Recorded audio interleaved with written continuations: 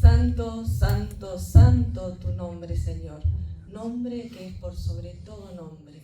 A ti sea toda la honra y la gloria por los siglos de los siglos.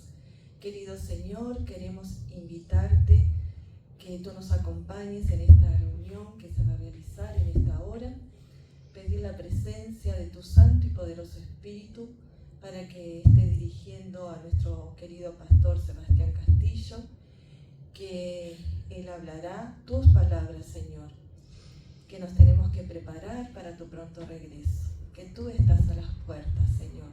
Ayúdanos a estar receptivos a tu santa palabra y que podamos salir henchidos de tu casa, Señor, con la certeza de que tú nos estarás acompañando.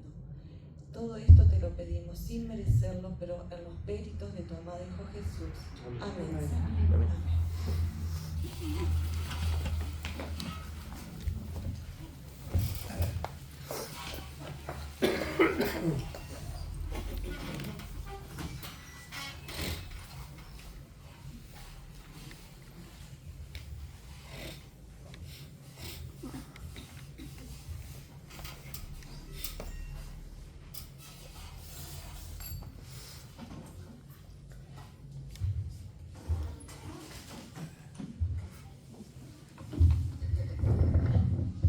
Bueno, ya nos hemos saludado, así que muy feliz sábado.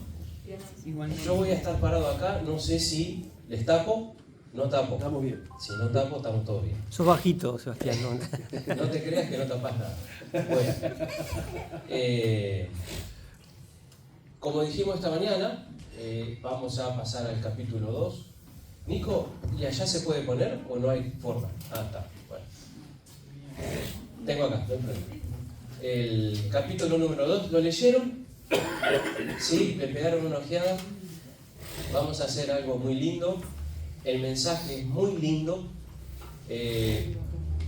Vamos a apretar un poco el acelerador, pero el tema es con mucho contenido. Así que gracias por el canto, por la oración.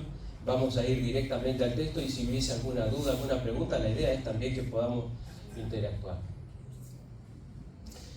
El mensaje a las iglesias, ese es el tema del capítulo 2, ¿no? Cuando nosotros abrimos tanto el capítulo 2 como el 3, ahí aparecen las 7 iglesias. Este mensaje a las iglesias, cuando Juan lo escribió en la mente de Juan, estaba dirigido a una iglesia específica, real y existente en ese tiempo. Por ejemplo, cuando él escribió el mensaje a Éfeso, él estaba pensando en Éfeso. Pero también corresponde a un periodo del cristianismo, a uno de los 7 periodos de la historia cristiana que se divide desde la primera venida de Cristo a la segunda venida de Cristo en estas 7 etapas. Y también es de aplicación universal para todo creyente en todo lugar y en todo tiempo. Por lo tanto, cada mensaje de esas 7 iglesias era para la iglesia literal de la época de Juan, era para un periodo histórico de la historia cristiana, pero también puede ser para nosotros. Si yo leo el mensaje a Éfeso que dice, has perdido tu primer amor y debes recuperar tu primer amor, yo leo ese mensaje y digo, pero esto es para mí. Entonces, no importa en qué tiempo vivamos, el mensaje es para nosotros siempre. Ahora, solamente el Espíritu Santo puede enviar un mensaje que se aplique para una iglesia local, que se aplique para un periodo histórico y que se aplique para una persona en cualquier tiempo y en cualquier lugar. Es increíble cuán completos son estos 7 mensajes de la iglesia en Apocalipsis. Bueno, el mensaje está dirigido con condiciones específicas y espirituales de los días de Juan. Hay restos arqueológicos que nos permiten comprender un poquito más el mensaje. La parte cultural, social, política y religiosa de los días de Juan ayudan a comprender un poquito más. Si nosotros vamos de vuelta al mapa, como mencionábamos hoy, se ve allí Patmos, a ver si se ve, no, la lucecita no se ve cuando pero ahí está, ¿no? Ahí abajo está Patmos, que es donde estaba la isla donde Juan. Y luego están las 7 iglesias, que eso está, como le dije esta mañana, en Turquía. Entonces son Éfeso, Esmirna, Pérgamo, Tiatira, Sardis, Filadelfia y Laodicea. Vamos al primer mensaje, vamos a la iglesia, a la primera. ¿Cuál es la primera? Ahí, ustedes la ven en la Biblia, Éfeso. ¿Bien? Bueno, vamos a ir directamente al contenido del mensaje. El contenido es: conozco tus obras, tu duro trabajo y perseverancia. Sé que no puedes soportar a los malvados y que has puesto a prueba a los que dicen ser apóstoles pero no lo son. Y has descubierto que son falsos. Has perseverado, has sufrido en mi nombre sin desanimarte. Tienes a tu favor que aborreces la práctica de los nicolaitas, las cuales yo también aborrezco. Versículo 2 y versículo 6. El mensaje a Éfeso comienza con un elogio. Entonces ahí vemos las cosas positivas del elogio. Pero, ahora en rojo, aparece acá: sin embargo, tengo contra ti, dice la Reina Valera, y acá dice tengo en tu contra, que has abandonado tu primer amor. Entonces aparece un reproche. Y finalmente, todos los mensajes terminan con una promesa. Siempre va a ser el mismo. Al que salga vencedor acá, otras versiones dice al que venciere. A los vencedores le daré derecho de comer del árbol de la vida que está en el paraíso de Dios. Cada uno de los mensajes de la promesa termina con una promesa que se aplica en el cielo, de promesa de la segunda venida de Cristo. Bueno, ahí tenemos el mensaje, ¿no? Claramente con el elogio, el reproche y también la promesa. Vamos a ir a la ciudad de Éfeso para conocerlas un poquito. Se llamaba, el nombre de Éfeso viene del griego deseable, era la principal ciudad de la provincia de Asia, llegó a ser la capital, tenía un puerto. Acuérdense, bueno, si para nosotros es importante el puerto, hoy a pesar que hay avión y camión y etcétera, imagínense lo que eran los puertos en aquel momento cuando el comercio era 100% marítimo. Así que era un centro comercial y cultural importante. Tenía 225.000 habitantes aproximadamente 2 siglos antes del nacimiento de Cristo. ¿Qué ciudad del Uruguay tiene 225.000 habitantes? Ninguna. Porque Montevideo es la más grande y salvo Montevideo todas las ciudades son más chicas que esta. O sea que una ciudad muy grande para aquella época y también una ciudad muy grande hoy para nosotros en el Uruguay. De modo que era importante. Y también poseía importantes minas de plata desde el punto de vista mineral, y además de lo que es la parte del puerto, también tenía eso como trabajo, ¿no? Pero había además algo que conocemos muy bien de parte de los romanos, que es la diosa Artemisa o Diana, bien, que fue una de las 7 maravillas del mundo antiguo. Los efesios eran famosos por ser supersticiosos, tenían gran comercio de amuletos. El cristianismo probablemente llegó por Pablo alrededor del 52. Recordemos que en el año 70, cuando es destruida Jerusalén, los judíos, o los cristianos mejor dicho, que salen de Jerusalén, se van para Éfeso también. Así que Éfeso se transformó en la ciudad meca o cuna de los cristianos cuando salieron de Jerusalén. Ahí aparece en el año 68, ¿no? Cuando viene Tito y destruye. Los cristianos se habían ido un poco antes de la destrucción, porque Jesús claramente les dijo en Mateo capítulo 14, no quedará piedra sobre piedra, cuando veas la abominación desoladora, salir, etcétera, etcétera. Ese mensaje que se aplicaba tanto a la destrucción de Jerusalén, pero que también se aplica a la destrucción en el tiempo del fin.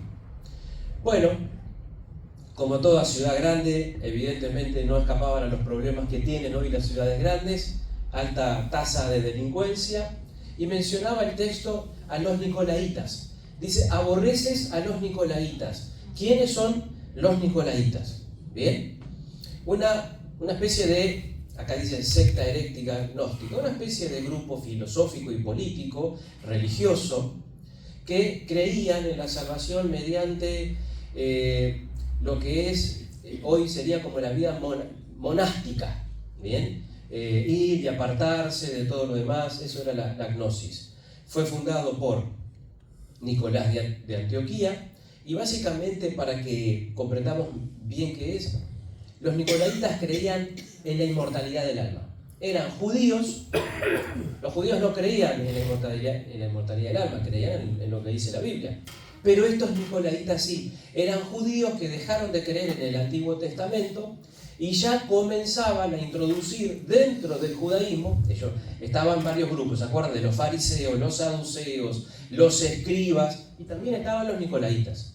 Los nicolaitas se apartaban un poquito del texto del Antiguo Testamento e incorporaban filosofía griega en sus creencias. Y así es que comenzaron a creer en la dualidad platónica, el cuerpo va por un lado, el alma va por el otro, etc. Conocemos bien eso, ¿no? Entonces ellos decían que las obras de la carne no afectan la pureza del alma y eran medios depravados, rechazaban, por supuesto, el Antiguo Testamento, la ley de Dios, y eran libertinos. La principal característica que estos tienen es la dualidad cuerpo y alma. Los nicolaitas, entendámoslos como aquellos que creen que cuando una persona muere, se va el alma a tocar el arpa al cielo. Bien, creencia completamente aceptada por el mundo cristiano en general. Bueno, esto ya existía en los días de Juan, por supuesto también en los días de Jesús. Entonces despreciaban el cuerpo, la creación física, todo lo material era maligno y caían en el misticismo, consideraban que el espíritu solamente es lo puro y lo bueno y lo divino, y se podía disponer del cuerpo para cualquier cosa, tanto como para torturarlo o gratificarlo. Una creencia que es bastante influenciada por esta filosofía griega es el budismo. Los budistas creen también en lo que es la inmortalidad del alma. Buda creía en esto, que el cuerpo era malo, que la materia era malo y lo único bueno era el espíritu. Así que Buda había comenzado con una especie de ayuno y él llegó a comer un granito de arroz por día. Y le dio resultado. Así que si alguien acá, a veces alguien dice, che, preciso una dieta y se pasan las recetas de las dietas, yo siempre recomiendo, si usted quiere bajar de peso, haga la dieta de Buda. Un granito de arroz por día. Y era gordote. No, que va a ser gordo si él estaba flaco que casi que se moría.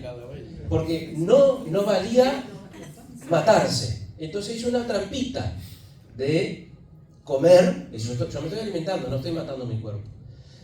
Pero un día, muerto de hambre, o sea, veía algo y se quería comer los ladrillos de las paredes, dijo, pero si yo puedo matar el cuerpo, ¿lo puedo hacer sufriendo o lo puedo hacer con el otro extremo? O sea, puedo comer y hasta reventar. Y ahí es cuando viene esa otra etapa donde dice, dejo la dieta de granito de arroz por día y paso a la dieta del cochino. Vamos a ir al otro extremo, ¿no? A la intemperancia. Y de esa manera es que se lo conoce como gordito. Entonces, pero la idea ¿cuál era? Hacer énfasis en lo espiritual, y el cuerpo, la carne es malo. Bueno, estos son los nicolaitas que Apocalipsis lo va a hablar varias veces para recordar simplemente un grupo de judíos que creían en la doctrina de la inmortalidad del alma, entre otras cosas, ¿no? Bueno, acá vamos a mirar algo que vamos a recorrer bastante, las 7 etapas de la iglesia cristiana, desde la primera venida de Cristo, desde los días de Juan, ¿no? Ahí, el año 31, hasta el año 100 va la iglesia de Éfeso. Del 100 al 313, Esmirna. Las vamos a estudiar todas después una por una. Entonces, la iglesia de Éfeso es la iglesia apostólica, la iglesia de los apóstoles, la primera iglesia. Luego la iglesia perseguida, la de Esmirna, porque es la iglesia que enfrenta las persecuciones del Imperio Romano Pagano. Del 313 al 538, la de Pérgamo, período de Pérgamo, que, bueno, es esa degradación y donde la iglesia comienza a hacerse una alianza con el Estado. Después vamos a desarrollarlo mejor. La de Tiatira va de 590 al 1517, y entonces ahí tenemos la iglesia mártir, perseguida por la Edad Media. Vamos a ver las cruzadas y demás. Después viene la Reforma Protestante, Sardis. Después viene 1798 a 1844, el redescubrimiento de las verdades bíblicas que se habían olvidado, y de 1844 hasta nuestros días la última. Por lo tanto, ¿en qué lugar estamos hoy de la historia? En la última etapa. Bien. Bueno, eso es lo que vamos a estudiar ahora. Arrancamos con la primera. Éfeso, iglesia apostólica. A pesar de los errores, ¿se acuerdan que se introducían ahí? ¿A quién le escribe Pablo? A esta iglesia. ¿A quién le escribe Pedro? A esta iglesia. Juan también. Todas las cartas de Pablo, todas las cartas de Pedro van dirigidas acá. No solamente las de Pablo y Pedro, sino Santiago y demás. La gente que ellos conocían eran estos. Conservaban de todas maneras una doctrina pura, porque era un periodo donde hubo gente que conoció a Jesús directo, y el que no lo conoció directo conoció a uno de los discípulos. Por lo tanto, estaba la enseñanza, aunque era verbal, la enseñanza estaba fresca. Primeras conversiones se dan, los paganos que se convierten. Y, a ver, una cosa es haber vivido en el año 31, en el año 50 con Pablo, y otra cosa es haber vivido en el año 100, que ya en el año 100 es cuando Juan escribe su carta y demás, donde se ven que pasan algunas otras cosas, ¿no? Para el año 100 estaba muriendo el fuego misionero. Esta iglesia se abrió paso a través del judaísmo.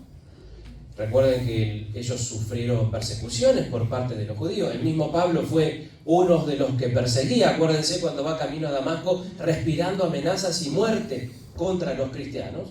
También contra los romanos.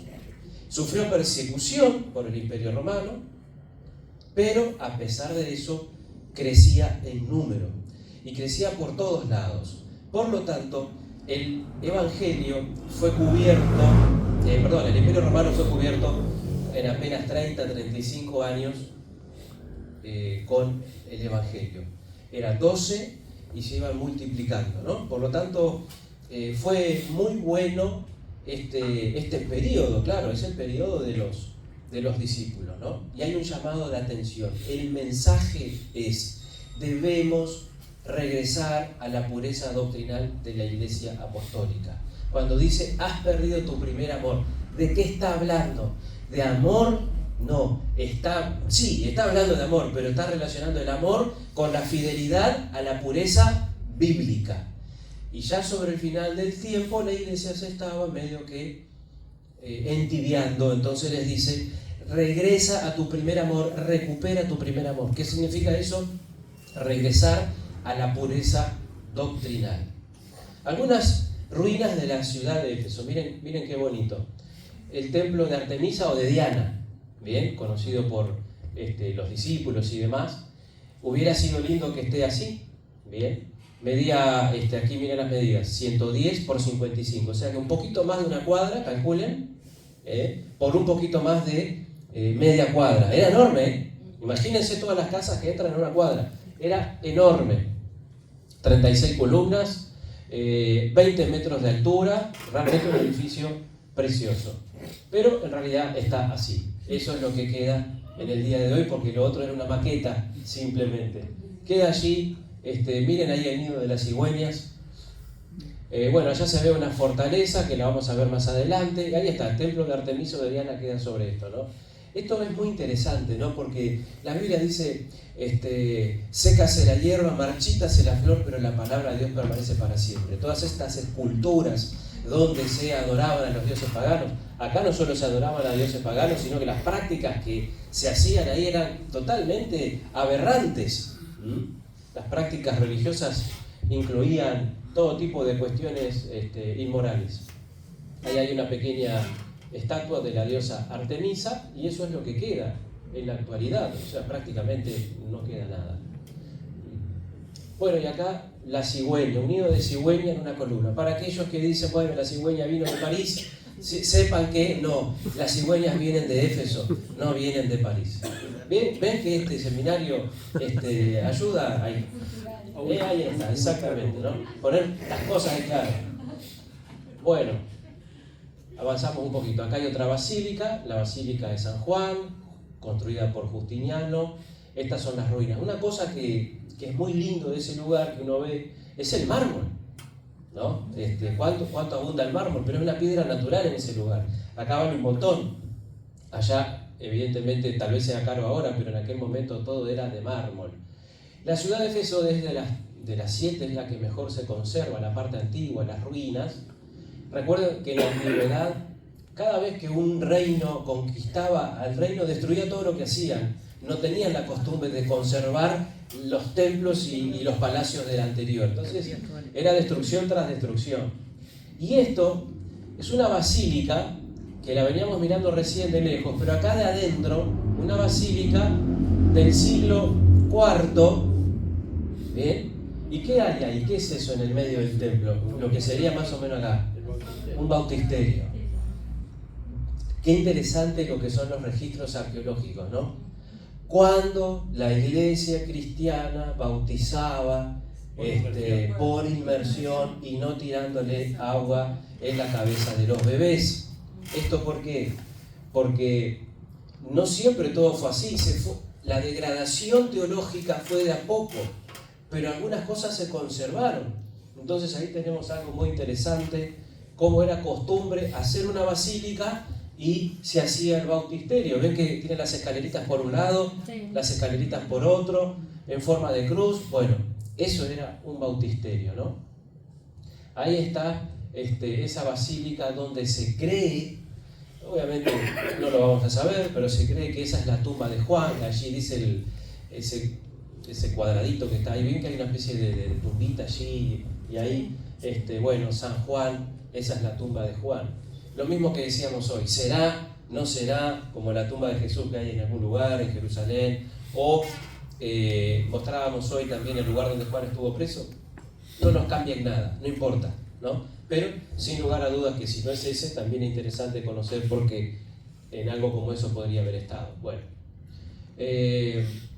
ahí tenemos el Odeón, o sea, anfiteatros, la calle de los comercios, de los curetes. Habían comercios al costado, al fondo la biblioteca. Allí se ve solamente la fachada de la biblioteca. Y bueno, quedan algunas cosas, ¿no? Muy bonitos.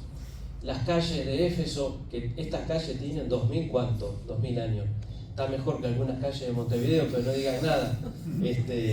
Porque van a decir que como estamos en época electoral, pero las calles de Éfeso están impecables y tienen más de 2000 años.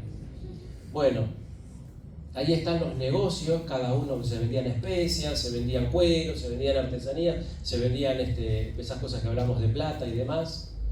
Hay un pequeño templo. Y esto era un lugar de reunión, ¿no? Después de algunas horas especiales. Yo lo que veo es medio frío el mármol, lo veo, pero bueno, es lo que había. Era un sistema muy interesante.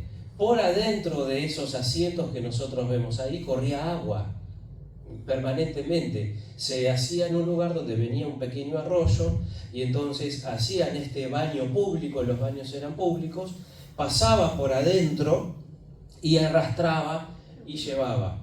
Esa pequeña cunetita que se ve ahí también corría agüita, bien, que todo el tiempo estaba llevando y arrastrando, y donde están esas maderas se ponían hierbas aromáticas o inciensos. Y había en la época algunos separadores que hoy ya no quedan, pero no eran generosos, pero no es que tan generosos. No era todo conversado así, había una especie de separadores que tenían su privacidad. Acá otra toma, ¿no? Así que esto me parece espectacular porque estamos hablando de cuánto tiempo, 2000 años, ¿no?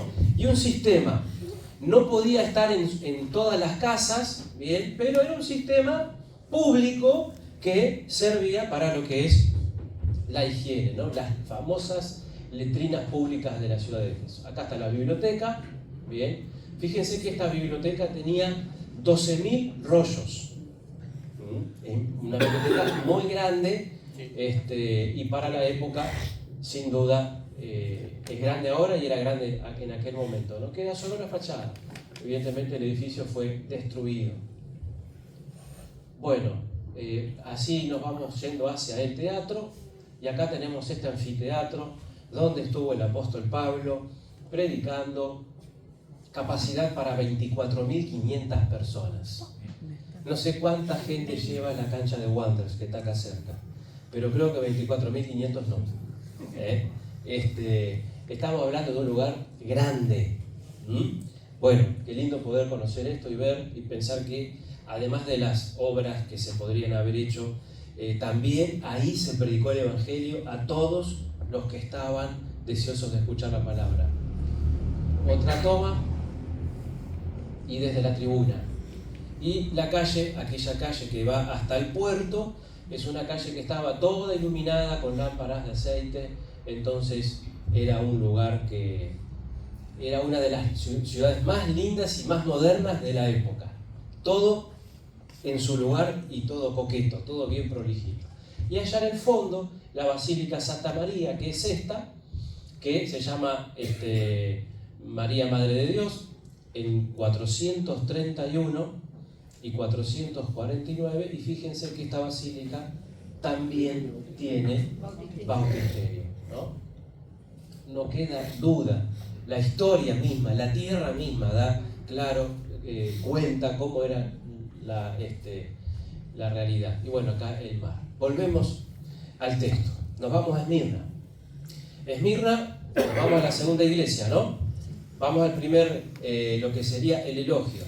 Conozco tus sufrimientos y tu pobreza, sin embargo eres rico. Sé cómo te calumnian los que dicen ser judíos, pero que en realidad no son más que una sinagoga de Satanás. Arranca bien, con un elogio, pero luego viene el reproche. No, esta no tiene reproche. Y ahora vamos a ver por qué. Y aunque está en rojo, lo que aparece acá es aliento. No tengas miedo de lo que estás por sufrir. Ese es el aliento.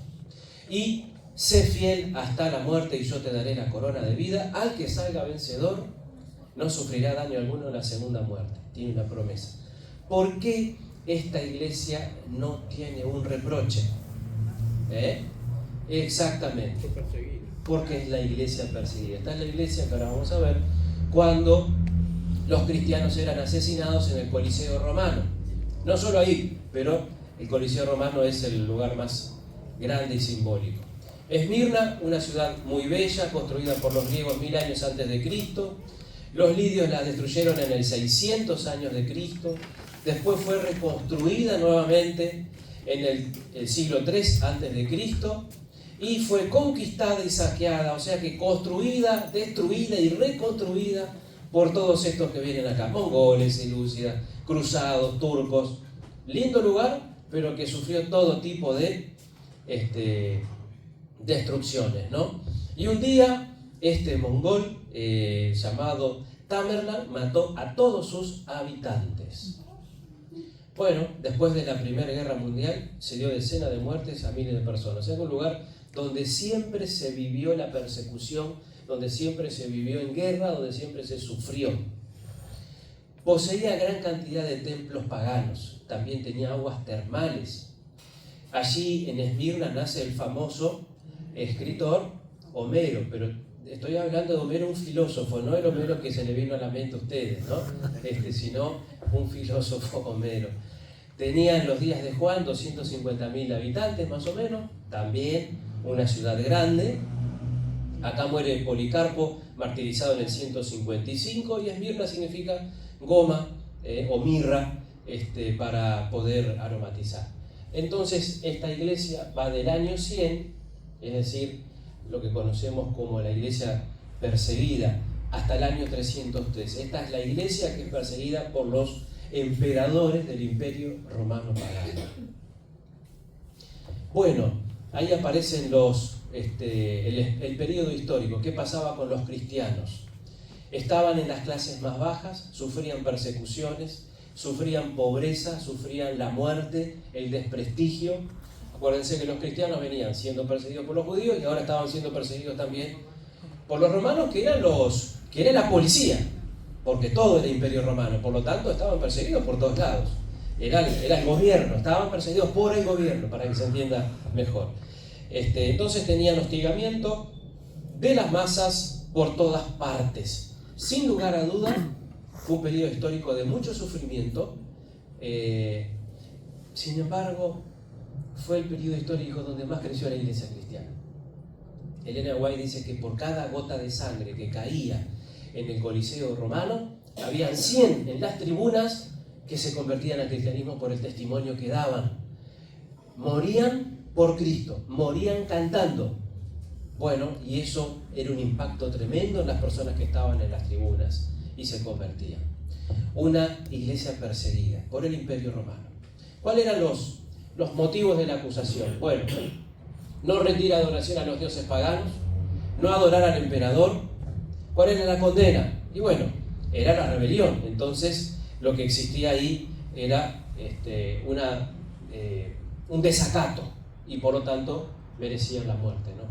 Los emperadores que más persiguieron fueron Trajano, aparece entre paréntesis ahí los años, ¿no? 109 a 117, Marco Aurelio, bastante conocido, Séptimo Severo, también es conocido, porque los que miran algunas películas, leen historia, Decio, Diocleciano, bien, en esos años, son los que más persiguieron la iglesia. Y en un momento del texto dice, Apocalipsis 2:10, sufrirán persecución por 10 días. Estos 10 días representan 10 años que fue una persecución muy feroz en contra de los cristianos desde el 303 al 313. Diocleciano murió en el 305 y las persecuciones continuaron hasta que aparece en escena un amigo, ¿no? Eso que vos decís es un amigo, pero no sé si es un amigo o un enemigo, porque él saca el edicto de Milán donde ya no se va a perseguir a los cristianos, pero ahí hay un cambio de estrategia. ¿Por qué Diocleciano persiguió con más voracidad a los cristianos? Porque cada vez crecían más. Entonces el hombre utilizó la fuerza. Pero viene Constantino y dice, no, son muchos. Y cuanto más los perseguimos, más crecen. Cambiemos la estrategia. Y ahí Constantino va a comenzar con el otro periodo donde la estrategia cambia, ¿no? Pero no nos adelantemos. ¿Cuál era el perfil del imperio? La situación era precaria, no siempre se los perseguía, en algunas regiones sí, en otras no. A veces tenían un carácter violento, dependía de las circunstancias, ¿no? Mártires, conocidos en ese periodo. Ignacio de Antioquía, murió en el circo romano. Policarpo muere en Esmirna, se negó a jurar por el emperador, se negó a maldecir a Cristo. O sea que, fíjense lo que les pedían. Bien, o sea, no pedían nada cuestión de política, de obediencia estatal, no, simplemente le pedían que rechacen a Cristo directamente y ellos no estaban dispuestos a hacerlo. Justino Márquez muere en Roma junto a 6 más. ¿Cuáles eran las acusaciones? De todo tipo. Había mentiras que se hacían sobre ellos. Por ejemplo, decían que adoraban un asno crucificado, decían que comían niños envueltos en un pan, decían que hacían banquetes inmorales, o sea, cualquier cosa alcanzaba para inventar y llevarlos a juicio y entonces de esa manera poder matarlos. ¿Qué pasaba dentro de la iglesia cristiana? Aparecen los apologistas, los defensores de la doctrina, y ahí están algunos de ellos, Arístides, Justino Mártir, Teófilo, Orígenes de Antioquía. Entonces ellos comienzan a desarrollar lo que más adelante se va a terminar con el canon de las Escrituras. En el siglo II y III los cristianos veían una oposición radical entre lo que era la fe cristiana y la cultura pagana, la cultura griega. Y esto es importante para nosotros, porque hoy la fe cristiana no está separada de esa cultura griega. Hoy se mezcló todo. Pero los cristianos en aquella época comprendían bien, separaban la línea, ustedes allá y nosotros acá. Por un lado va el paganismo griego o el paganismo romano, y por otro lado va el cristianismo, cosas completamente incompatibles. Los padres del paganismo, ahí tenemos, ¿no? Aparece Sócrates, Platón, Aristóteles, los estoicos. ¿Se acuerdan que hace poco estuvimos estudiando un pasaje cuando Pablo estuvo con ellos en Hechos capítulo 19? Bueno, esa era la gran influencia cultural del mundo. Sin embargo, los cristianos no le daban entrada a nada de eso en la iglesia cristiana. Era algo completamente diferente. El crecimiento de la iglesia y la cultura de cada lugar dio origen a distintas interpretaciones de la iglesia cristiana.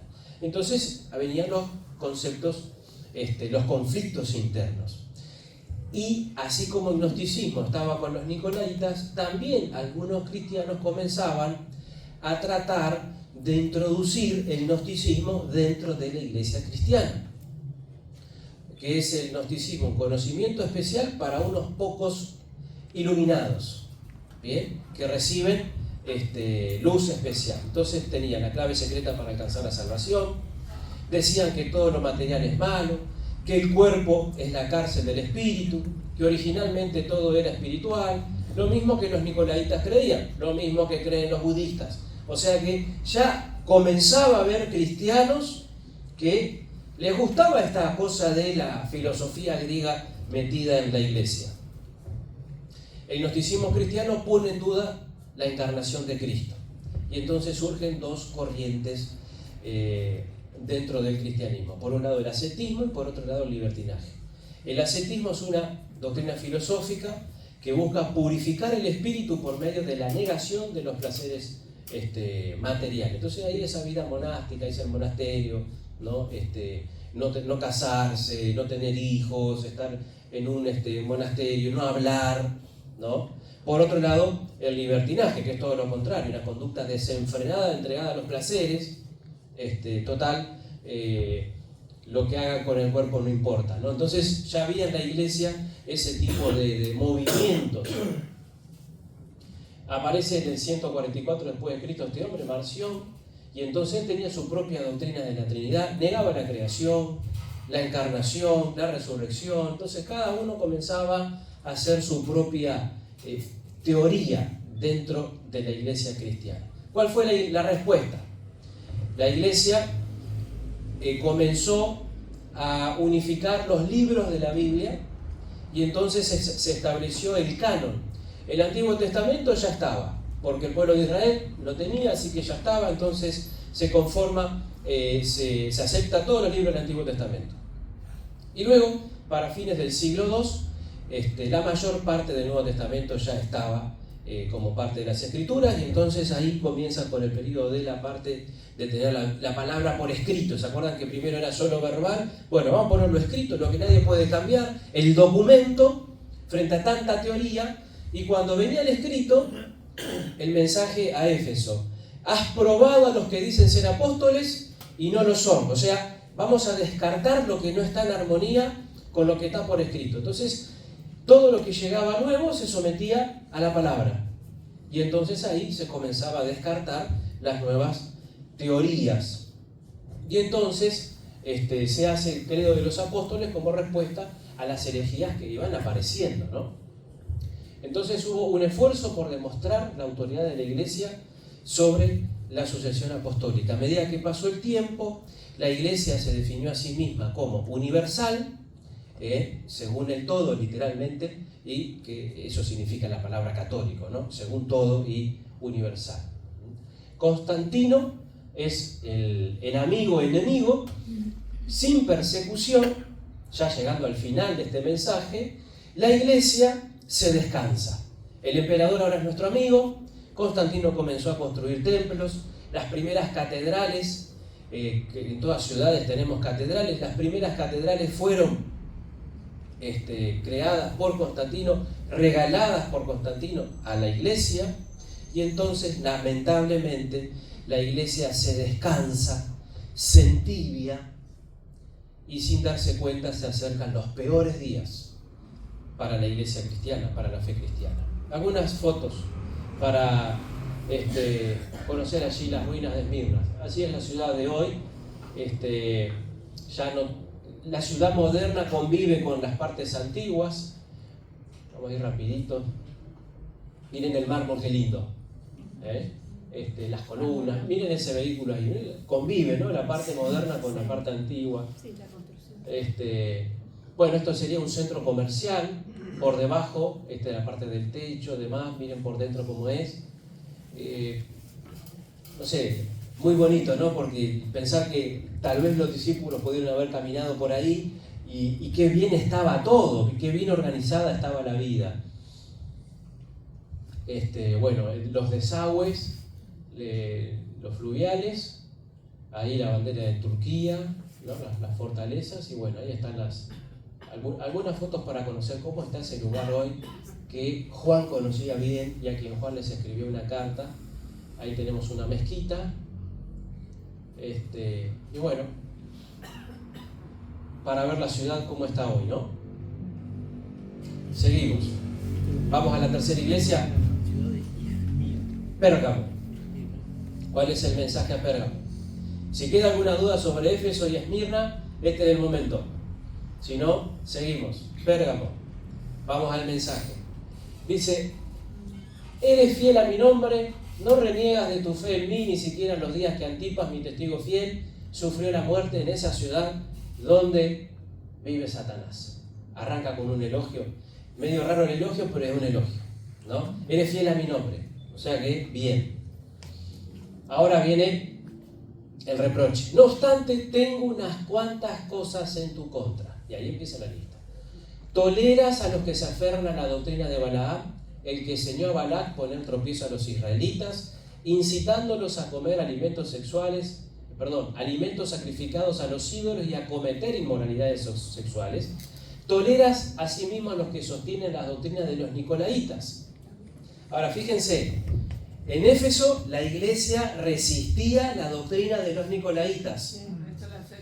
Estamos en Pérgamo, ya tolera la misma filosofía de los nicolaitas, o sea que cambiaron los tiempos y ahora nos dejamos influenciar por aquellas enseñanzas dualistas, filosóficas griegas de Platón y los demás filósofos. Así que ahí tenemos el reproche. Y el llamado a lo que sería la promesa. Al que salga vencedor, de vuelta, relacionado con la segunda venida de Cristo, le daré una piedrita blanca donde está escrito un nombre nuevo que solo lo conoce el que lo recibe. Un elogio, un reproche, que son varios los reproches, fíjense los reproches, los renglones que son, y también una promesa. Vamos a conocer un poquito la ciudad de Pérgamo. Pérgamo significa ciudadela o ciudad gloriosa. Capital de la provincia de Asia durante 400 años, principal centro de la vida cultural e intelectual del mundo griego, aclamada por una gran biblioteca que tenía 200.000 rollos, y allí se fabricaron los pergaminos, por eso Pérgamo, los pergaminos por primera vez, que eran los rollos como se escribía la Biblia, ¿no? Rollos que se escribían, pergamino era una hoja. Famosa por la producción de lana de oveja negra, habitantes arrogantes, estaba fuera de las rutas comerciales, pero igual era un centro político, cultural y religioso muy importante. Allí era la capital de la medicina, así que tenían templos y hospitales en honor al dios Asclepias, que es el dios de los médicos, o era el dios de los médicos, y asistían viajeros de todo el mundo porque estaban muy adelantados con el tema de la medicina en aquellos días. Y se encontraba también el templo al dios Zeus, que Zeus, dentro de la filosofía griega, es como el padre de todos los dioses, es un dios muy importante de todos aquellos. Entonces, de vuelta, pasamos por Éfeso, seguimos por Esmirna y ahora estamos en lo que es la iglesia popular. Deja de ser perseguida, ¿bien? Por el imperio pagano. Y ahora es popular, ¿por qué? Porque el imperio ya es amigo de la iglesia. Y entonces vienen las partes que decíamos que iban a ser un poco tristes, ¿no? Periodo histórico. En este periodo la iglesia tiene gran éxito y gloria, pero no éxito espiritual, éxito en el sentido mundano. Tenían estatus social. Los cristianos son respetados. Ya no son mártires perseguidos. Ahora un cristiano es alguien que se le da la bienvenida en las cortes. Ahora viene la prosperidad, viene la comodidad. Ahora los cristianos son amigos del emperador. El emperador ya no los persigue, el gobierno ya no los persigue. Pero ahora el enemigo está adentro, ya no afuera. Antes los emperadores perseguían desde afuera. Ahora el enemigo está dentro de la iglesia. Y lamentablemente el paganismo y el error se fueron mezclando poco a poco con la verdad bíblica. Y la iglesia lo fue tolerando. Y ahora pasa algo que es peor todavía. La iglesia se doblega a la política. La iglesia tiene estatus política, se amolda a el poder político y la iglesia visible comienza a perder su identidad y su misión como portadora del nombre de Dios. Se establece como una organización religiosa y política que ahora tiene lazos con el gobierno. En este periodo de paz, en la iglesia cristiana se introducen los cambios de las verdades esenciales de la Biblia. Es a partir de ahora que se comienzan a introducir todo tipo de herejías, todo tipo de enseñanzas desde adentro. Y todo comienza con este hombre, con Constantino, el primero en hacer cambios en la iglesia cristiana. Dicta leyes en favor del cristianismo. ¿Bien? Y los cristianos se hicieron amigos de Constantino. Constantino podríamos decir que fue un político brillante. Como político, él vio que siendo emperador de una religión pagana romana, la mayoría del pueblo eran cristianos y él estaba en minoría. Por lo tanto, si no puedes contra ellos, úneteles. Entonces, Constantino se bautiza en la iglesia cristiana. Se hace cristiano, pero entre comillas. Se introduce adentro del cristianismo. Termina con las persecuciones. Todo esto es un amigo. Les empieza a regalar templos. ¿Bien? Y todo comenzó a transformarse. Y la marea de cambios no se pudo detener. Por eso cuando se habla de gestión del cambio en nuestro tiempo, cuando se habla que tenemos que cambiar, cuando se habla que tenemos que mejorar, cuando se habla que tenemos que adaptarnos a los tiempos nuevos, a los tiempos que corren, cuando vemos la historia, tenemos que decir, ojo cuando vienen movimientos o personas o teólogos o grupos proponiendo cambios en la iglesia, ojo a ver qué cambios están proponiendo y qué objetivos tienen detrás. Porque una persona que propone un cambio tiene un propósito detrás, un interés, pero ese propósito no te lo va a decir. Te va a decir que es necesario cambiar. Te va a decir que nos tenemos que modernizar como iglesia. Te va a decir que tenemos que adaptarnos a los tiempos que corren, porque si no, la gente no viene a la iglesia. Te va a decir que estamos siendo inefectivos. Pero esa persona tiene una intención detrás que no te lo está diciendo. Detrás del cambio hay un interés. Por eso, yo siempre digo, cambiemos las cortinas, cambiemos la silla, cambiemos la alfombra, cambiemos la manera como nos vestimos, cómo nos sentamos, cómo conversamos. Tenemos un montón de cosas para cambiar. Podemos cambiar un montón de cosas, pero hay cosas que no cambian. La verdad no cambia. La Biblia no cambia. Dios no cambia. Entonces, cuando entramos a hablar de gestión del cambio, que está muy de moda en nuestro tiempo, en la sociedad, en las organizaciones, en los trabajos, todo el mundo se está adaptando. Y cuando esa ola entra a la iglesia, ojo qué es lo que queremos adaptar. Porque la historia nos habla, el Apocalipsis nos habla y nos dice que cuando todo comenzó a transformarse, a cambiarse, no se pudo frenar y los cambios no fueron para bien. Comienza a construir enormes y suntuosos templos cristianos. Para él, y acá vienen estas cuestiones, ¿no? Para él no existía incompatibilidad entre adorar al sol y adorar a Cristo. El sol y Cristo es lo mismo, ¿bien? Porque el sol invicto era el dios de su religión pagana. Y la Biblia dice que Cristo es el sol de justicia y luz. Por lo tanto, estamos hablando de lo mismo. Es lo mismo. Y entonces comienza a unir todo, ¿no? Y entonces en el 7 de marzo del 321 dicta la primera ley en relación a descansar el primer día de la semana, que era el día del sol. Entonces los cristianos en ese primer momento descansaban el sábado porque es lo que Dios pedía. Entonces guardaban 2 días a la semana. Descansaban el sábado porque es lo que la Biblia pedía, y descansaban el domingo porque es lo que el emperador exigía, porque era una ley. Entonces guardaban 2 días. A medida que van pasando los años y van cambiando las generaciones, dicen, 2 días, vamos a guardar uno solo, ¿cuál es el obligatorio? El domingo. Y así fue como los cristianos comenzaron a guardar el domingo. No porque Cristo resucitó en domingo, no porque es el día de la resurrección, no porque, eso lo dijeron después. Pero la razón por la cual los cristianos comenzaron a guardar el domingo fue por esto. Bien, por quedar bien con el gobernador, con el emperador, con la parte política. Bueno, entonces, y encima el edicto, que está en internet, te lo pueden buscar, habla del venerable día del sol, venerable de adoración, ¿no? Bueno, hubo cambios en la adoración cristiana, también propuesta por Constantino. Se integró el incienso en los cultos, vestimentas ostentosas, el canto coral, que era parte del protocolo imperial, el famoso canto gregoriano, las vestimentas ostentosas, algunas vestimentas muy especiales de ceremonia, incienso en el templo. Habrán visto ustedes una persona venir del fondo, ir para allá con un cosito, ¿y qué va alargando ese cosito? Incienso, humo, pero es el humo del incienso, ¿no? ¿Eso en dónde se hacía? Cuando Dios mandó el tabernáculo, ¿en el tabernáculo? Sí, está bien. En aquella parte sí, pero se hacía en el culto imperial, en el culto al emperador, ¿no? Entonces, se trae el incienso de ahí, del culto al emperador. ¿Bien?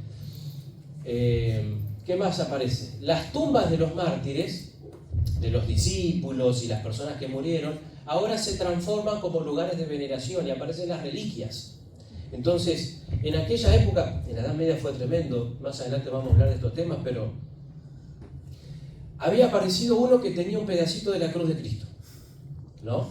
Era un pedacito de madera, decía, esta es la cruz de Jesús, la pusieron en una cajita. Entonces, vos venías y pagabas para mirar y tenías que mirarla. Y si mirabas 2 minutos, te sacaban como 3 millones de años del purgatorio. Si mirabas más, te sacaban más millones de años del purgatorio. Y la gente miraba y pagaba para eso. La otra era tocar las reliquias. Había uno que decía que encontró 3 pelos de Jesús. Y entonces tenía 3 pelos de Jesús. Y cuando se fue a una cruzada, el Papa le dio los 3 pelos de Jesús para que lo protejan. Y este hombre, era un soldado, ató los 3 pelos a la punta de su lanza para ir a pelear en la cruzada y de esa manera tener la bendición de Dios. 3 pelos. Y otro que encontró el prepucio de Jesús, de cuando Jesús fue circuncidado, ¿no? La pielcita, el prepucio. Entonces habían encontrado también el prepucio de Jesús. Y allí aparecen las reliquias. Y los lugares donde, como les mostraba hoy de mañana, estuvo preso Juan y demás, todo se hacía o templo o monasterio y eran lugares de visitación. Bueno, todo esto viene de allí, de este amigo. Se construyen lujosos templos, el cuerpo del muerto se lo colocaba debajo del altar, esa costumbre sigue hasta hoy. No es una costumbre muy común aquí en el Uruguay, puesto que Uruguay no es un país donde la Iglesia Católica tenga gran influencia. Pero yo me acuerdo una vez en San Vicente, vivíamos en Argentina, no aquí muy lejos, y murió un viejito, el cura del pueblo. Y lo tuvieron velando una semana en el templo, ¿no? Y después lo embalsamaron y lo dejaron allí, estaba a la vista. Y estaba subidito a una especie de repisa, no estaba al alcance de la mano, pero uno entraba ahí y el viejito estaba allí. Esa costumbre que se ve hasta hoy en muchos lugares viene de estos tiempos. Se implementaron las peregrinaciones a los lugares sagrados. Acá no tenemos lugares sagrados, pero hay un circuito de peregrinaciones. Florida es uno, bien. Minas es otro, bien. Y cada lugar tiene su lugar de peregrinación. Hay una recorrida que se llama la 7. Nacional también. bien las 7 iglesias de Montevideo, ¿no? En Semana Santa. ¿De dónde viene esa costumbre? Bueno, de los lugares de Europa donde ocurrieron los hechos. Vamos a peregrinar allí, a donde ocurrieron los hechos. Bueno, el bautismo por inmersión, como vimos recién, tenía bautisterio. Poco a poco se dejó de hacer y comenzó lo que es el bautismo por aspersión. ¿Qué pasó con el tema de la parte histórica, teológica? Eusebio de Cesarea compiló todo lo que la iglesia había escrito en el primer siglo. También fue un gran adulador de Constantino y creó una aristocracia clerical paralela a la imperial. Estatus, los diferentes estatus, y que hoy ese estatus está muy visto.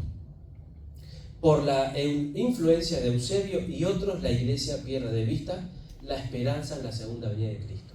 Esto de el obispo de Roma es el principal, después vienen los cardenales, después los obispos, después vienen los prelados, hasta los sacerdotes, o sea, es una casta, ¿bien? A eso se refiere con aristocracia. Bueno, ¿cuáles fueron las reacciones dentro de la iglesia? Se disparó para todos lados. Por un lado, los monasterios, ¿bien? El donatismo, entonces ahí viene un cisma. Después viene la controversia de los arrianos, que son los que dicen que Cristo es un ser creado, ¿bien?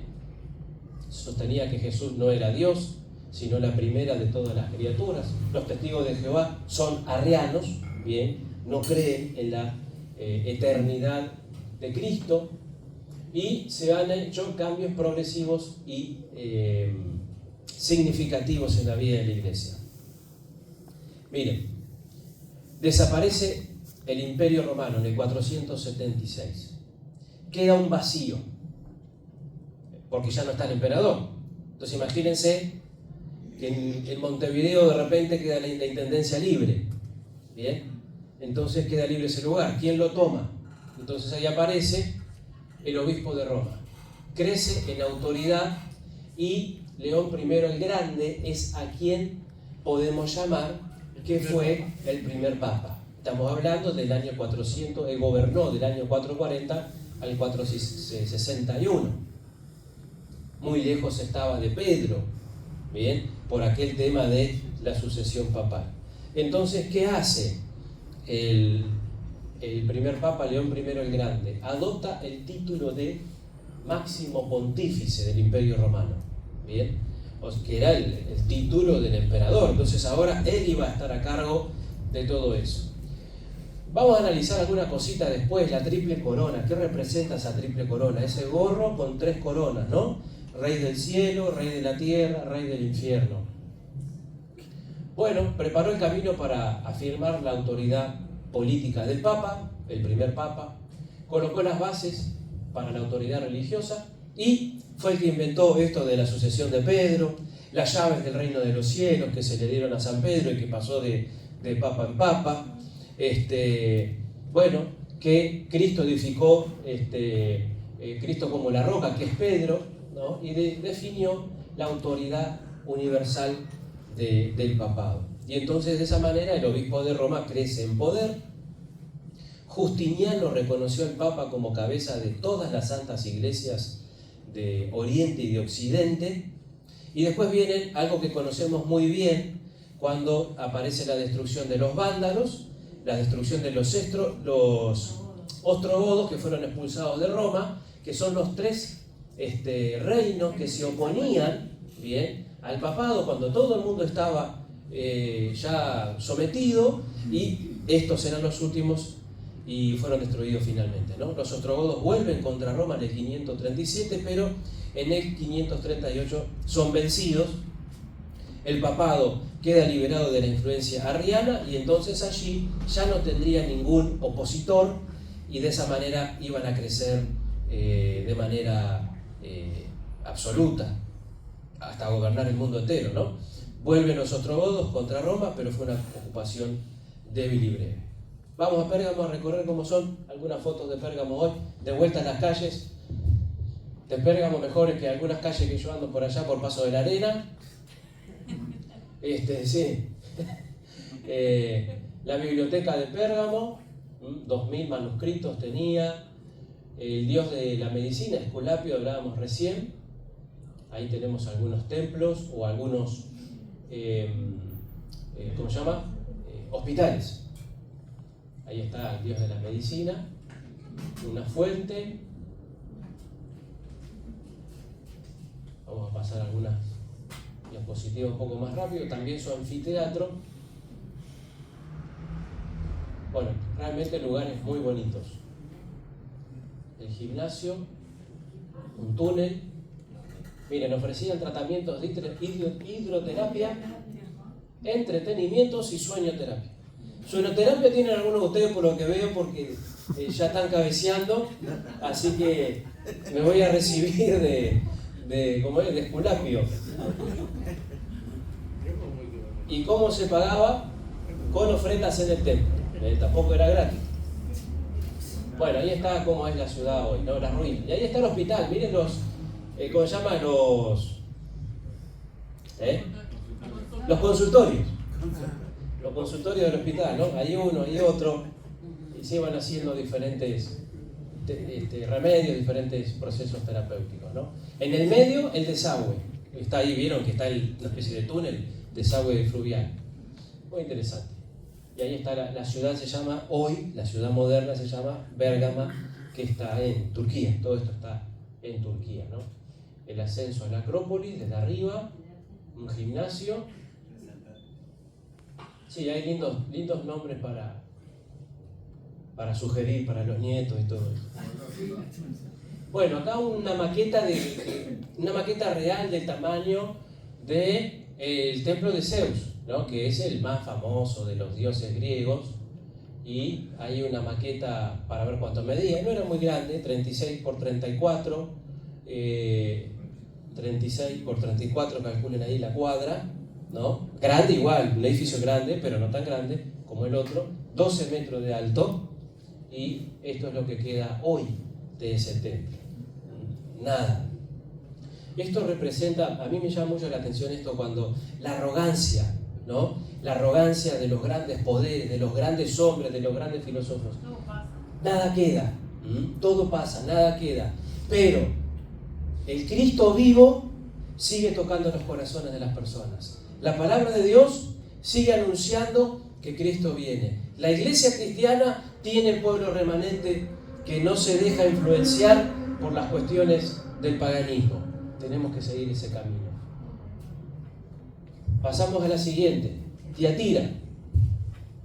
Y estamos llegando a la final de hoy y el miércoles continuamos con las que faltan. Vamos directamente al elogio. Conozco tus obras, tu amor, tu fe, tu servicio, tu perseverancia. Sé que tus últimas obras son más abundantes que las primeras. Sin embargo, tengo en tu contra que toleras a Jezabel, esa mujer que dice ser profetisa. Con su enseñanza engaña a mis siervos, pues los induce a cometer inmoralidades sexuales y a cometer alimentos sacrificados a los ídolos. Muy similar a la anterior. Acuérdense que las inmoralidades sexuales se refiere a confusión teológica, creencias, manipular las creencias. Está todo escrito de manera simbólica, ¿no? Y la promesa: al que salga vencedor y cumpla mi voluntad hasta el fin, le daré autoridad sobre las naciones y va a gobernar cuando Cristo venga. También un elogio, un reproche, una promesa. La ciudad de Tiatira, una ciudad bastante insignificante y mediocre en relación a las otras, una ciudad que tenía su característica porque tenían ahí el color púrpura, el color de la realeza y el sacerdote era púrpura, famosa por su adoración al dios del sol, y luego de ahí sale el culto del emperador romano. Poseía un templo para el dios pagano Apolo. Nos vamos a la iglesia mártir. Por acá tenemos que definir dos cosas. Iglesia mártir si pensamos en los cristianos, porque los cristianos en este periodo fueron perseguidos, torturados y asesinados, pero ¿por parte de quién? Por parte de la iglesia institucional. Entonces, mártir si pensás en la gente, pero si pensás en la iglesia institucional, estamos hablando de una iglesia política acomodada con la política, una iglesia dominante. Universal. Universal. Y era universal porque la parte del Imperio Romano, conocido, el mundo conocido, ¿no? La herejía se volvió oficial, ¿bien? Coincide con el poder que va creciendo la élite de la iglesia. La iglesia se establece como poder político, ahora se viste con las vestiduras reales. Digamos que la iglesia a partir de este periodo ya es lo que es hoy. Bien, ya veníamos hablando de que en algún momento nace, no, hoy ya está establecida, y para el tiempo de Tiatira ya la iglesia es lo que es hoy.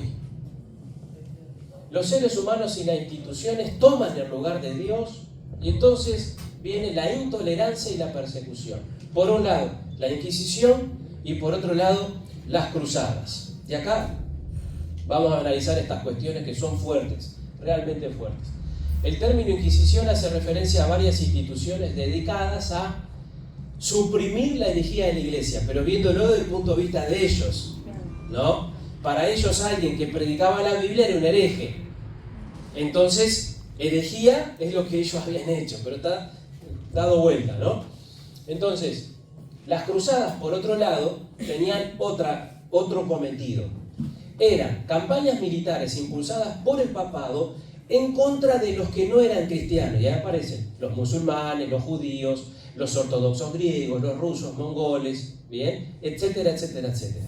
Entonces, para que quede bien, la cruzada era un movimiento de asesinos que trataban de matar gente que estaba dentro de la iglesia, pero que insistían con la Biblia y que no aceptaban la autoridad del Papa, que iba haciendo cambios en la doctrina. Para esos, Inquisición. Y para lo que es la conquista de territorio geográfico, las cruzadas, ¿bien? Que también eran tremendamente sanguinarias. Eran dos ejércitos, uno a nivel interno o uno a nivel doctrinal y el otro a nivel territorial. ¿Se acuerdan cuántas personas murieron en ese periodo? 1.000 millones de personas murieron en ese periodo. La Inquisición medieval, miren, 1184 en el sur de Francia, persiguió a los cátaros o los albigenses. Eran defensores de la Biblia en Francia. En el reino de Aragón, en 1249, la Inquisición estatal. En España, de 1478 a 1821, ¿no? Y esa fue la cruzada que vino para acá. Bien, acá también se sometieron a los guaraníes, se hicieron las famosas misiones, ahí que están las ruinas todavía, en la provincia de Misiones. ¿Qué pasó en Perú, ¿no? con los incas y demás? La Inquisición portuguesa, de 1536 a 1821. Todo lo que estuviera en oposición a la Iglesia Católica sufría la Inquisición. Y ahora vamos a hablar un poco más de lo que fue esta Inquisición. El nombre de la Inquisición, porque esto está vivo todavía. De 1542 a 1965 se llamaba Congregación del Santo Oficio. Fue creada por el Papa Pablo III en 1542, constituida por cardenales y otros prelados. Pelado había uno acá y se fue. Tendría que hacer algo, pero esos eran prelados. Ámbito de acción, toda la Iglesia Católica, toda la influencia de la Iglesia Católica. La finalidad, atacar organizaciones, corrientes de pensamiento, posturas religiosas que socavaran la integridad de la fe católica, examinar y proscribir libros que estaban en oposición a la enseñanza católica. Por supuesto que todos los reformadores, Martín Lutero, Juan Calvino, los hermanos Hughes, etc., sufrieron la Inquisición. En 1965, y acá estamos algo más moderno, más de nuestra época, Paulo VI reorganizó el Santo Oficio y le cambió el nombre. Se llama Congregación para la Doctrina de la Fe. Es como un departamento de la Iglesia, como una sección. Actualmente, la Sagrada Congregación para la Doctrina de la Fe, Sagrada Congregación de la Romana y Universal Inquisición, o Sagrada Congregación del Santo Oficio, es un órgano colegiado del Vaticano cuya función es custodiar la correcta doctrina de la Iglesia Católica. Por lo tanto, la oficina de la Inquisición está abierta. Tiene otro nombre, tiene otra función, pero está abierta. Ya no se está persiguiendo a la gente, ya no se mata a la gente, pero la oficina sigue abierta y velan por el cuidado de la doctrina católica. Hacen un trabajo, académico, ¿verdad? Bien. Bueno, hubo una Inquisición protestante, y sí, cuando los protestantes eran mayoría en algunos países protestantes y agarraban a un católico, se desquitaban. Así que la mayoría de los países protestantes también existieron persecuciones a los católicos, reformadores radicales como los anabatistas, agarraban y mataban a los que se les cruzaban por el camino, ¿no? En el medio de la corrupción hay excepciones. Francisco de Asís en Italia no estaba de acuerdo con estas persecuciones a aquellos que no confesaban la fe católica. Pedro Baldo se puso en contra del Papa. Él es el creador de lo que hoy se conoce como la Iglesia Evangélica Valdense. Los valdenses al principio, como todos los reformadores, muy fieles a la Biblia, hoy ya no. Acá hablamos de Luis IX o Luis IX. En Francia fundó universidades, escuelas. Wycliffe, bien, Juan Wycliffe, mencionábamos recién. En Inglaterra, voces de protesta. Juan Hughes, Martín Lutero, todos ellos salieron de la Iglesia Católica, porque nosotros decimos, uy, Martín Lutero, y lo asociamos con el protestantismo, pero no, Martín Lutero era un monje católico. Entonces todos ellos dentro de la Iglesia Católica dijeron, no está bien que hagamos esto, no está bien que matemos a la gente, no está bien que nos apartemos de la Biblia. Por supuesto que a todos ellos se los increpó pidiendo que dejaran de escribir,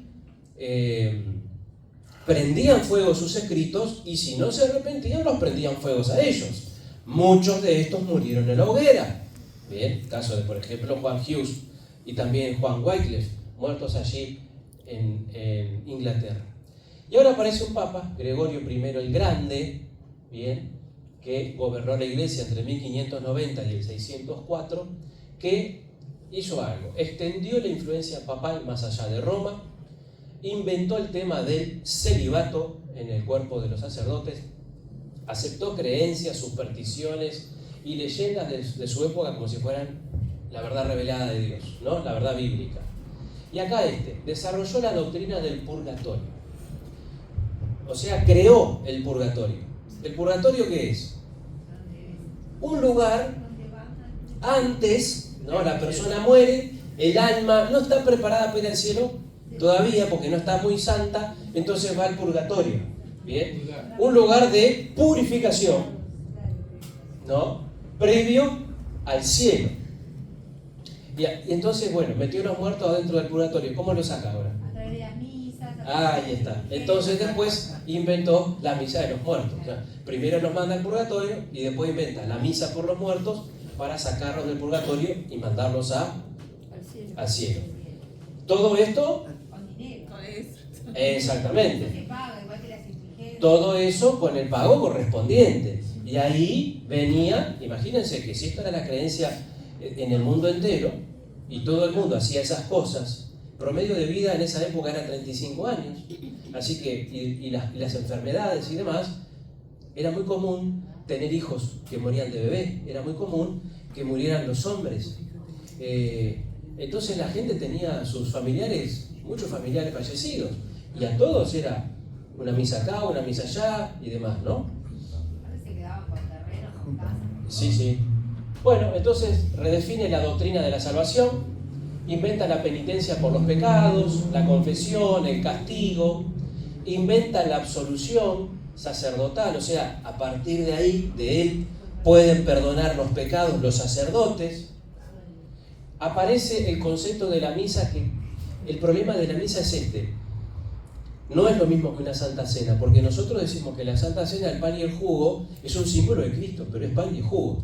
En la misa no solo se dice que el pan y el vino, ellos usan vino y no jugo, que es literal, se transforma literalmente en el cuerpo de Cristo y en la sangre de Cristo, pero sino que además estamos sacrificando a Cristo de vuelta. Ese es el tema. El sacrificio de Cristo en la cruz no fue suficiente dentro de la teología católica. Entonces, como no fue suficiente la cruz, tenemos que hacer un sacrificio cada vez que hacemos la misa. La misa hace el sacrificio de Cristo permanentemente. ¿Bien? ¿Por qué? Porque no fue suficiente la cruz. La Biblia dice que Es suficiente. es suficiente. Una vez y ya está. Murió por nuestros pecados. Pero fíjense cómo se niega absolutamente todo. Escribió sobre milagros, apariciones de difuntos, ángeles, demonios. Bueno, todas las cosas que hoy se cree en la Iglesia Católica. Por supuesto que aparecen las voces de protesta. Y ahí lo tenemos de vuelta. A Pedro Waldo, a John Wycliffe, a Juan Hughes, a Martín Lutero, a William Tyndale, cada uno en su país, ¿no? A Juan Calvino, a John Knox. Había voces de protesta, había gente que conocía la Biblia, no estaban de acuerdo con esto. Y por eso surge ese nombre de protestantes, porque protestaban en contra de la degradación de la iglesia que se iba lamentablemente engangrenando cada vez más y se iba alejando del mensaje bíblico. Y ahora viene la parte fuerte, el santo oficio de la Inquisición, donde se iba a, a matar, a torturar a estas personas que protestaban en contra de la iglesia. Ahora yo voy a mostrar unas fotos que son un poco fuertes, no están las más fuertes, pero estas fotos son del Museo de la Inquisición de Lima, Perú. La Inquisición en Lima fue muy fuerte. Resulta que los aborígenes tenían, acuérdense ustedes que los incas tenían una estructura de gobierno y religiosa muy desarrollada. Nosotros acá los charrúas era, ¿viste? Pesca, ¿no? Alguna tararina, algún dorado, y no le pidan mucho más los charrúas. Eso sí, el día que vino uno con un barquito, le partieron el pecho con una flecha, ¿no? Pero los charrúas no se preocuparon por un desarrollo cívico, militar. Sin embargo, los incas tenían un imperio que arrancaba en Perú y venía hasta acá, hasta el Paraguay, venía hasta esta zona. No llegaron al Uruguay, pero hasta ahí, hasta la zona de Paraguay. Bueno, y eran fuertes. Cuando llegan los españoles, que atrás de los españoles venía la iglesia, la fe de los españoles, los incas no querían. Tenían su propia religión, pagana también, pero no era cristiana ni católica. Tenían sus propias leyes de gobierno, tenían su propia estructura. Entonces, eran gente muy rebelde. Entonces, ¿qué hicieron? Les dieron para que tengan. Fue tan fuerte la Inquisición en Perú que los peruanos hicieron un museo con estatuas de cera. Ese museo era abierto a todo público, hasta que Juan Pablo II, en un momento, yo no sé si ustedes se acuerdan de la historia, ya en el final del ministerio de Juan Pablo II, él pide perdón por lo que hizo la Iglesia Católica en la Edad Media. Hubo una especie de reconocimiento y de diciendo eso no está bien, porque se había levantado mucho de que la Iglesia habla de paz y de amor, etcétera, etcétera, pero tiene un pasado sangriento. A ver, la Iglesia Católica mató más gente que el nazismo, la Iglesia Católica mató más gente que el comunismo de Stalin.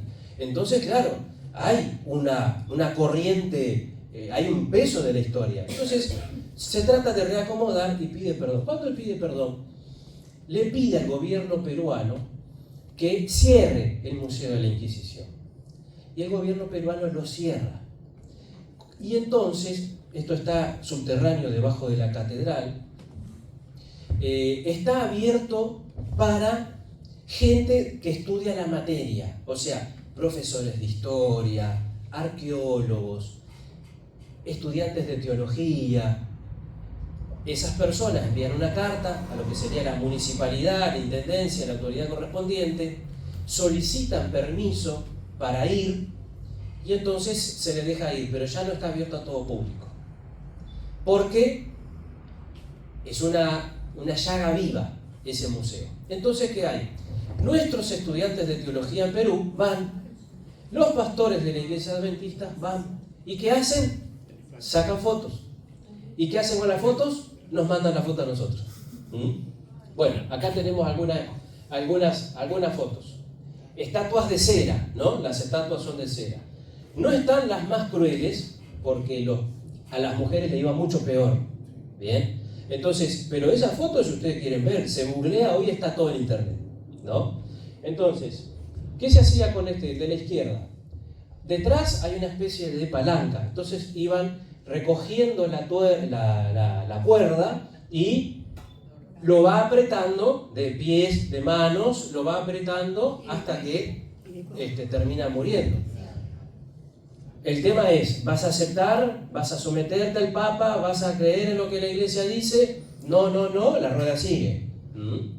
Ese otro que está en la derecha está sujetado de manos y pies, una especie de cepo, y uno dice, no la está pasando tan mal.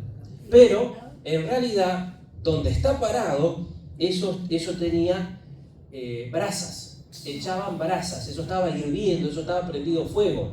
Entonces estaba parado sobre eso caliente y la persona de mano y cuello, lo único que era así y se iba quemando, era un elemento de tortura. Aquí tenemos otro. Este otro, ven que el señor de la derecha, el muñeco, ¿no? Son estatuas de cera, está recogiendo la cuerda. Entonces, ¿qué pasaba con esa cuerda? Desmembraba, ¿no?, a la persona de brazos y pies. Acá tenemos otro. Los que están entrando con una lámpara, está prendida la lámpara, ¿bien? Una lámpara que tiene fuego. Entonces lo que se hacía era quemarlo con fuego en la parte de los brazos y las axilas. Aquí abajo, ¿bien?, se lo iba quemando hasta que la persona dijese, está bien, no quiero más, o si seguía, si pasaba esa prueba iba a otra.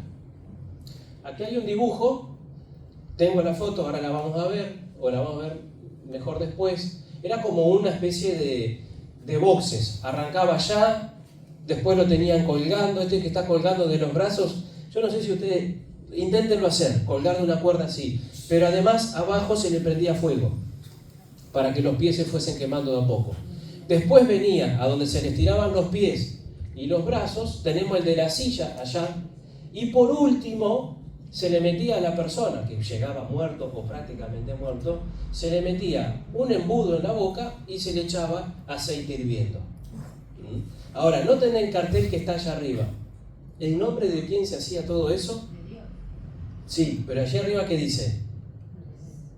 Allá arriba donde está la columna negra. Ah, no se ve. Dice, perdón. Dice Purísima. Ahí hay un cartel que dice Ave María Purísima. ¿Bien? Es decir, todo eso se hacía, no estamos hablando de otros tiempos donde hubo torturas, de militares y demás, no, estamos hablando de personas religiosas, no estamos hablando de un ejército, no estamos hablando de épocas de guerrilla y demás, no, estamos hablando de religiosos. Bueno, ¿no? De aquí esto que es fuertísimo, había que someterse sí o sí. Generó un impacto en el pueblo peruano, por eso hicieron este museo. Y ese museo habla solo, ¿no? Bueno, vamos a ver las ruinas de la ciudad. Aquí esta ya está bastante destrozada, queda muy poco, y también la ciudad moderna en conjunto con la ciudad antigua, la Basílica de San Juan, el templo de Apolos, también destruido. Miren la casa del fondo, ¿no? Una casa moderna ahí, de nuestro tiempo. 108 columnas, 100 por 50, bastante grande. Bueno, vamos a avanzar un poquito, así ya cerramos, estamos llegando al final. Ahí lo tenemos Apolos y ahí terminamos. Vamos a ir al resumen. En conclusión, debemos regresar a la pureza doctrinal de la Iglesia Apostólica. Esa es la conclusión. Nosotros tenemos que volver a recuperar el primer amor. ¿Qué va a pasar el próximo miércoles? Capítulo 3. ¿Nos quedamos? ¿Cuántas iglesias nos quedan? 3. Nos quedan 3. Bien, hicimos 4, nos quedan 3, el culto de oración. Vamos a agarrar y vamos a estudiar las 3 iglesias que quedan. Esta parte todavía no terminó, porque el siguiente periodo todavía hay una influencia, pero es fuerte. A veces uno dice, bueno, hablar estas cosas, mostrar estas cosas, y sí, tenemos que conocer la historia. Aparte, lo que nosotros estamos haciendo es un estudio bíblico. Es un estudio del libro de Apocalipsis, y esto es lo que dice la Biblia. solo que lo estamos poniendo en imágenes. Ahora, qué fuerte que es lo que ha sucedido a lo largo del tiempo. Qué peligroso que es, queridos hermanos, aceptar cualquier cosa que venga con tal de aplicar este dicho que dice el fin justifica los medios. No. En las cosas espirituales el fin no justifica los medios. Nosotros queremos que la iglesia crezca. Nosotros queremos que vengan muchas personas. Entonces podemos hacer cualquier cosa para alcanzar ese objetivo. La Biblia nos dice no, no se puede hacer cualquier cosa. El fin no justifica los medios. Sin embargo, la Iglesia Católica dijo, el fin justifica los medios. Queremos gobernar, queremos tener el dominio del mundo entero, entonces hagamos cualquier cosa, dejemos de lado la enseñanza si es necesario, el objetivo es el poder, el objetivo es el dinero, el objetivo es el dominio. Nosotros tenemos que pensar también en eso, porque no estamos vacunados contra el error, no estamos vacunados contra la herejía. También nos puede pasar a nosotros cuando pensamos el fin justifica los medios. Es algo que debemos tenerlo presente siempre y es algo que tenemos pensarlo siempre. No podemos hacer cualquier cosa como iglesia para captar personas. La forma de captar personas tiene que estar en armonía con la palabra de Dios y captaremos los que captaremos, porque nuestra misión no es captar personas, nuestra misión es predicar a Cristo, y Cristo llega a los suyos y Cristo trae a los suyos. Entonces muchas veces damos lugar a cualquier cosa con tal de, si trae gente, hagámoslo. Entonces el otro día le pregunté a un misionero, no es pastor, pero es misionero, es contador. Le digo, ¿qué te parece esto de, hay algunas iglesias que están haciendo yoga? Y dice, y bueno, se atrae gente. Y entonces, es contador, no es pastor, pero es adventista. Entonces, igual la respuesta no me gustó y le digo, entonces podemos hacer cualquier cosa con tal de atraer gente. No, no podemos hacer cualquier cosa, hermanos. Tenemos un límite, tenemos principios, tenemos un mensaje bien claro. Lo que hemos visto acá es algo que ya sucedió y lo que a veces se propone es comenzar este camino. Uno dice, ¿y qué tiene de malo aceptar un templito que nos regaló Constantino? Pero mirá cómo arrancó, mirá cómo empezó con Constantino, con un decretito a favor, con un templito, mirá cómo terminaron después. Terminaron asesinando gente. Entonces, el error es progresivo. Así como la luz es progresiva, el error también es progresivo. Siempre, cada cosa nueva tiene que estar bajo la lupa de la Biblia y del don profético. Nosotros tenemos que tener ese ejercicio natural. No podemos confiar en nosotros mismos. No podemos confiar en nuestro criterio, en nuestro pensamiento, en nuestras ideas. No podemos confiar en las cosas que aparecen en el marketing, en el mercado. No podemos confiar en lo que hacen los otros. Nosotros tenemos que ir, escudriñarlo todo, sí, pero someternos a lo que el Señor nos ha revelado. Que Dios les bendiga. Los espero el miércoles. Si quieren venir, si pueden venir. Sé que no es fácil a veces en semana, pero vamos a terminar de estudiar este periodo de las 7 iglesias, culminando con la Odisea, que será el que es de nuestros días, ¿no? ¿Les parece si nos ponemos de pie, cantamos un himno, un himno cortito? Vera, ¿se fue? Está ahí. A ver, algún himno.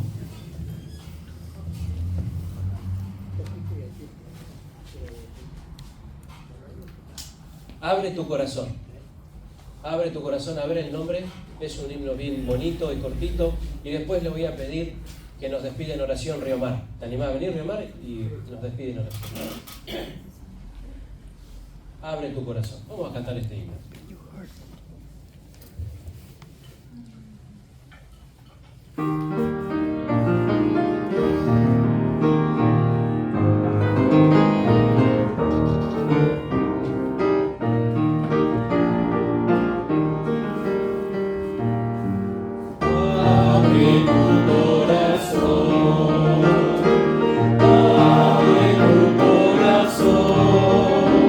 Jesús entrará y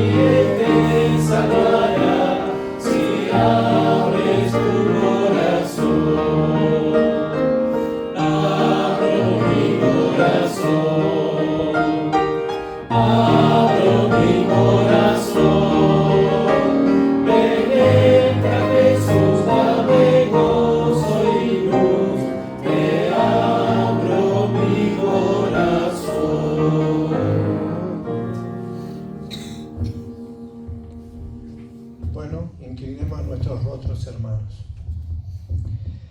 Padre amado, realmente te damos gracias por este desarrollo del tema de Apocalipsis, de los tiempos y del tiempo que hemos de aceptar que ha de venir sobre nosotros según tu voluntad. Danos fuerza, aumenta nuestra fe, convéncenos con el poder de tu Espíritu Santo para que realmente seamos testigos fieles, que aún la muerte no nos achique para ser representantes tuyos. Padre, acompáñanos a cada uno de nuestros hogares y ayúdanos a que cada día, aunque conozcamos, escudriñemos más tu palabra para encontrarnos contigo espiritualmente y poder empatizar junto contigo en nuestra propia vida. Lo pedimos sin merecerlo por los méritos de tu Hijo amado Jesús. Amén. Amén. Bueno, que Dios los bendiga, queridos hermanos. Nos despedimos ahora y el miércoles nos encontramos nuevamente.